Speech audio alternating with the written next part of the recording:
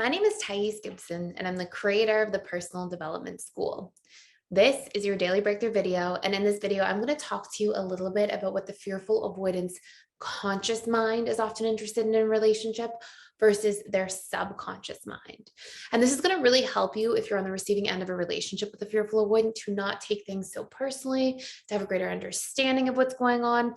And if you are the fearful avoidant and you find yourself running into different relationship challenges, pain points, and you just can't seem to get to where you want to be in a romantic relationship, whether it's to have a great time, to have a lot of passion, but also a lot of trust and connection, and you just find like there's this sort of self-sabotaging seeming pattern, this video will help to explain why. So first and foremost, it's extremely important to understand that we all have a subconscious comfort zone. And this subconscious comfort zone is literally based on what types of repetitive and emotional experiences we had in our past and how these things basically create a sense of familiarity in the present. And what essentially happens as a fearful avoidant attachment style is that when you go through a lot of trauma from past experiences, this imprints the subconscious mind. This causes programs to sort of take place at the subconscious level. And then these programs, the way you've been treated, what you think and believe about relationships, basically everything related to what attachment has been for you, becomes what you expect, but also what you are attracted to in your adult life. So let's say, for example, you're a fearful avoidant attachment style, and let's say that you saw a lot of chaos, you saw a lot of uncertainty, you saw trust that was broken, you saw that you always had to earn your worth, you saw that there was a lot of pressure put on you based on indirect experiences from your environment in the home. Well, now these things become normal for you. They're your baseline, they're your set point. And one of the three most important factors in what creates attraction at a subconscious level between ourselves and others is whether or not somebody reminds us of our subconscious comfort zone. So a conscious mind of a fearful avoidant, to really dive into the topic, may crave and yearn for things like connection, stability, trust, consistency in relationships, being able to grow together with somebody in a romantic relationship, being able to resolve conflict, to be resentment free. These may be things that the fearful avoidance, like, oh, I want these things. And yet they may find themselves at a subconscious level ending up in these same patterns of relationship outside of them with people who make them feel like they are unworthy, who break their trust, who tend to be somewhat dismissive and not very present, who violate their boundaries at times, and who represent some kind of concept of like chaos, uncertainty, unpredictability. And so the conscious mind might yearn for these things. The subconscious mind ends up being attracted to these same things over and over again. And it can feel so defeating and frustrating. And this is just one example of the difference between our conscious and subconscious mind. And it's really important to note that the conscious mind takes in about 40 to 60 bits per second of information, or that much sort of makes it up to the conscious mind. The subconscious and unconscious in their totality take up to 1 billion bits per second of information in. And it's like, so you can see where this challenge is, where the conscious mind sort of, is drawn to certain things and the subconscious mind is drawn to all these other things that it keeps going back to over and over again. So what do you do if this happens? What do you do if you want to break this cycle? Well, it's all about reprogramming the subconscious mind. It's all about changing that set point or changing that comfort zone of what's familiar. And how this works is only ever done by changing the relationship to ourselves first.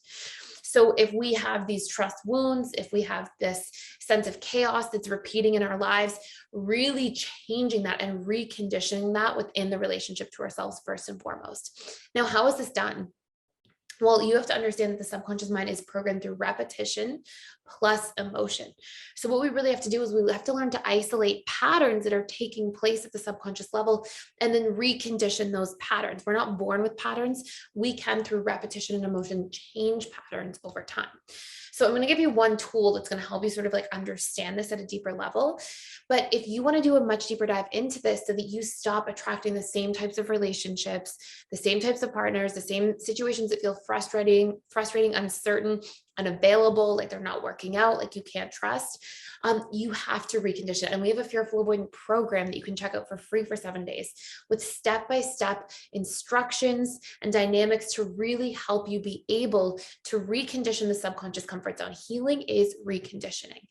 And so to recondition the subconscious comfort zone, to do deep inner work in a very short period of time so that we get attracted to new things that actually fulfill the highest version of ourselves, which is usually the one that our conscious mind can be aware of, right? Like, ooh, a relationship could be all these different things. And yet I seem to repeat these same types of patterns. So one thing that's really valuable to start paying attention to, okay, and this is one sort of high level reprogramming tool. There's others we talk about on this channel, and they go really in depth with all sorts of reprogramming tools in the program that you can check out for free. But one reconditioning tool is to recognize like how we treat our own needs and how so much of the way we treat ourselves and our needs. So for fearful avoidance, the way you self-care, the way you treat your boundaries, the way you treat the things that are important to you are often a representation of the way that you were treated in past experiences or relationships. Meaning, if your needs were neglected and you were just expected to take care of other people's emotional needs around you, and there wasn't really space made for your emotional needs, guess how you're likely to show up in your adult romantic relationships and relationships as a whole in that same way, because that's your conditioning.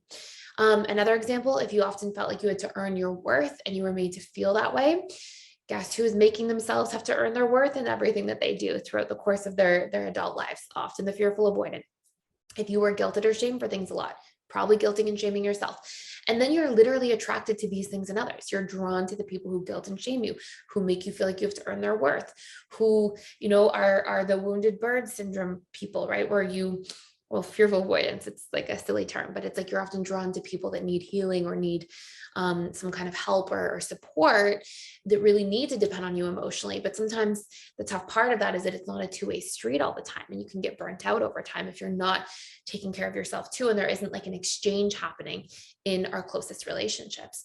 So trying to realize these things and then shifting your boundaries, the way you treat yourself through repetition and emotion, choosing to care for your own emotional needs too, making a list of all the different ways that would look like for you, for what needs are most unmet, and how you can actually show up for those needs in the relationship to yourself. And then to do one of those things on a daily basis. So there's this repetition and emotion of you showing up to implement a new pattern, to fire and wire a new neural pathway.